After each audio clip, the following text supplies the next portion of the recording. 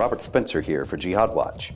There was a police raid Friday at your black Muslim bakery in Oakland. I'll bet you didn't even know you had a black Muslim bakery. Bakery employee Devaughndre Broussard admitted to murdering Chauncey Bailey, editor of the Oakland Post. Bailey was writing a series of investigative articles about the bakery, and that's why Broussard killed him.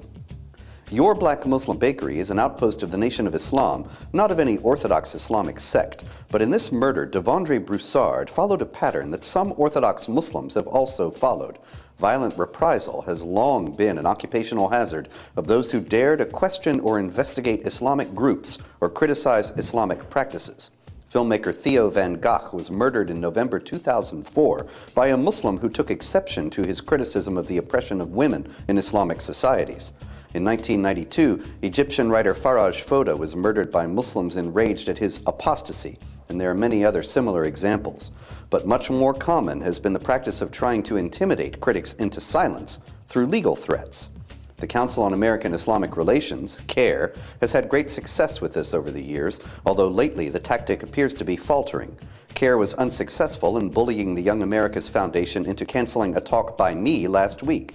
In 2006, CAIR dropped a lawsuit against Andrew Whitehead of Anti-CAIR after Mr. Whitehead's attorney asked a series of probing questions during the discovery process.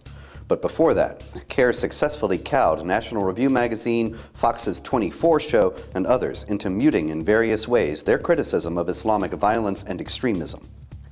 Nor is CAIR alone among Muslims in its efforts at legal intimidation. Billionaire Saudi financier Khalid bin Mahfouz has sued journalist Rachel Ehrenfeld and others for libel in the UK, where libel laws favor plaintiffs. Ehrenfeld's offense?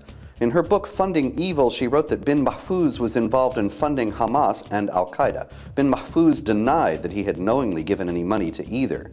Cambridge University Press has, in response to another libel suit filed by bin Mahfouz, just removed from circulation and destroyed all unsold copies of Alms for Jihad by Robert Collins and J. Millard Burr, because the book made essentially the same allegations. But France's Foreign Intelligence Agency has recently revealed that as long ago as 1996, bin Mahfouz was known as one of the architects of a banking scheme constructed for the benefit of Osama bin Laden, and that both U.S. and British intelligence services knew this. The murder of Chauncey Bailey should provide renewed impetus to call upon the American Muslim community to take genuine action against the deeply ingrained culture of violence that provides the context in which such things happen.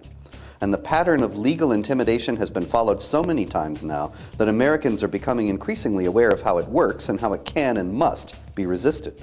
For if this intimidation, both violent and nonviolent, is not resisted, those who are doing the intimidating will eventually succeed in establishing a protected class in America, an ideology that cannot be questioned or rejected. And that, more than anything else, will be the end of any semblance of constitutional government. I'm Robert Spencer.